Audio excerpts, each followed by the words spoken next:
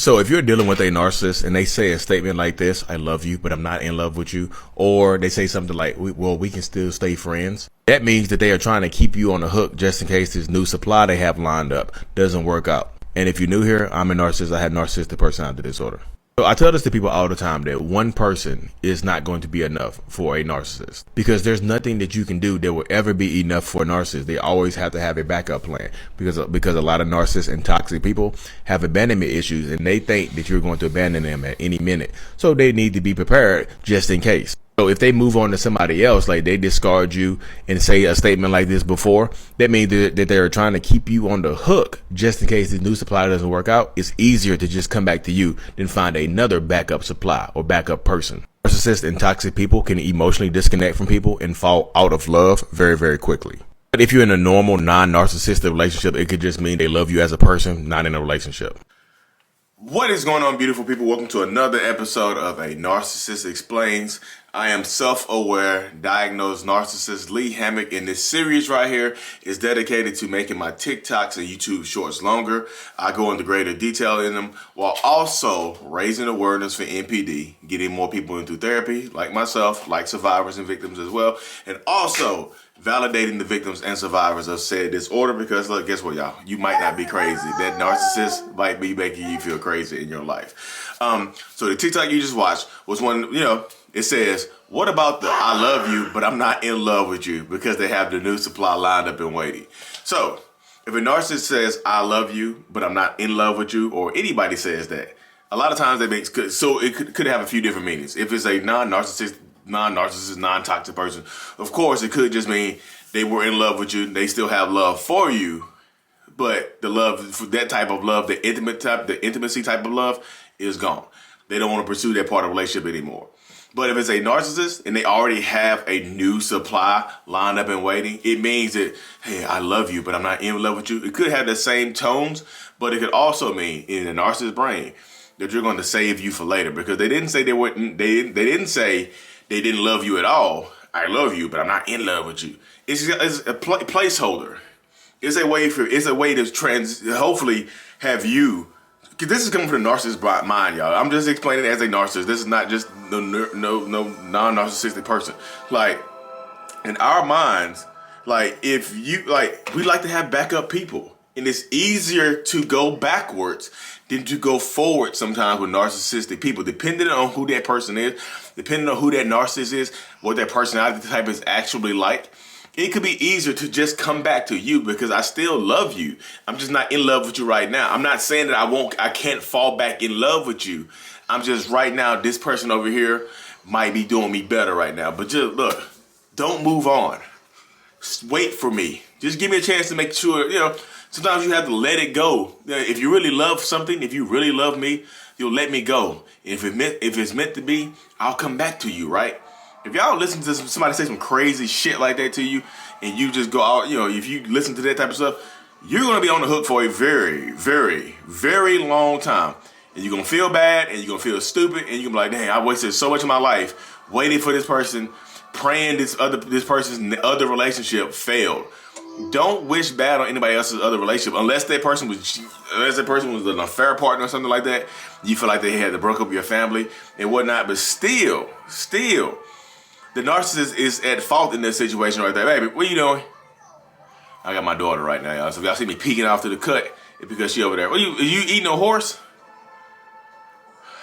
Parenthood, y'all. I know everybody, y'all want me to do a narcissist parent video with all my kids in it? No, just a joke.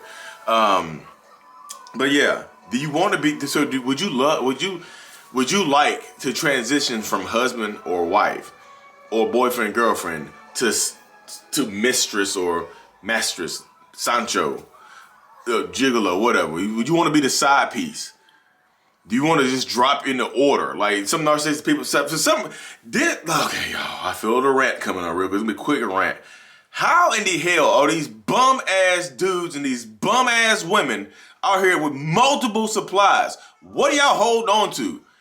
Like, y'all fighting over like literal bums with no jobs, no car, no nothing but a penis or something between their legs. Like, what the heck? What? What are you fighting for? What are you holding on for? Oh, you got new supply? What do you have to offer them? Nothing? just you can clap their cheeks really good, cool. They have nothing to offer you. They're actually bringing you down and holding you back from being the best version of yourself. So if somebody says to you, I'm in love, I love you, but I'm not in love with you, cool. I know it's easy for me to say cool. If somebody says that to you, go through your feelings. Acknowledge that they'll acknowledge the end. That's your closure. If they have new supply lined up and you know about it and they told you about it or you found out and they'll leave you for somebody else, the disrespect right there is the closure. You don't need to talk to them ever again unless you have kids and things like that. You don't need to chase after them. You don't need to beg and plead for one last conversation. The disrespect in that situation right there should be your closure. What else do you need? What else do you need? It's disrespectful as hell. Stop accepting the bare minimum from people who stop accepting the bare minimum and less than the bare minimum for bum ass people. It makes I can see when I talk to people and y'all are like the stuff that some people tell me. I'm like, I always ask them. I'm like, is that person rich or famous or they have a lot going for them? No, they really don't have anything. What they have? What? This is your project person? You don't want anybody else to take your project? You know what I mean? No. Stop trying to fix broken people, because when you try to fix a broken man or a broken woman, you inevitably end up with a broken heart. And that's point blank period. End of story. End of quote. The rant bubble just popped, y'all. Goodness gracious, y'all. I want y'all to win, but you cannot win. Look, I just saw something like that. If you mess with a bum ass person, they'll bring you down to their status. Especially if somehow you put them in charge of your life.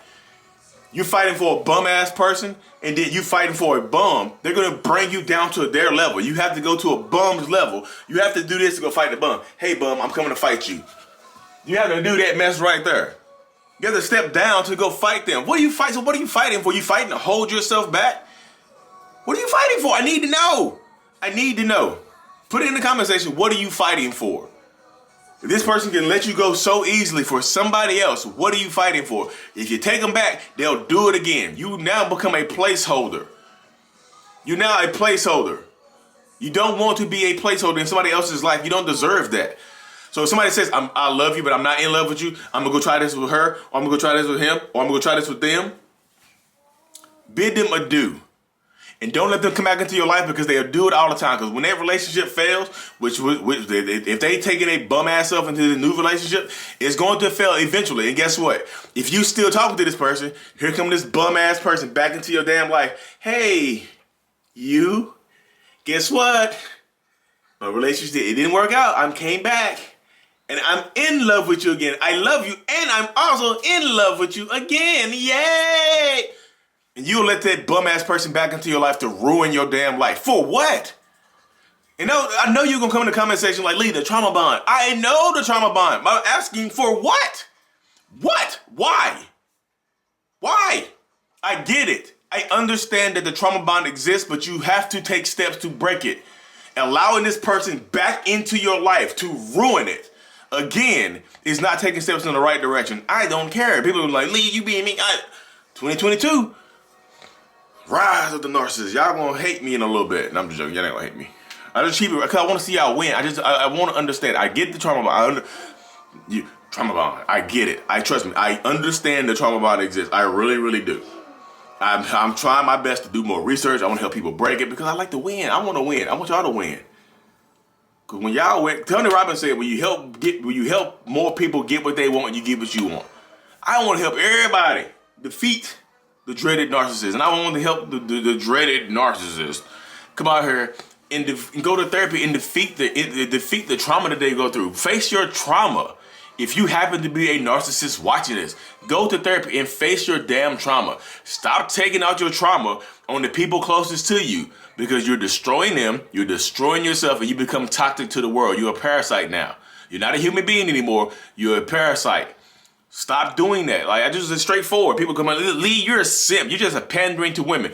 I have over 100,000 men that follow me too. Men go through this type of stuff too. It's not just women, it's men as well that go through the type of stuff. It's also non-binary people. Shout out Felix. I don't know if you're still watching, Felix. But yeah, shout out. You know what I mean? Keep it going, y'all. Keep it going.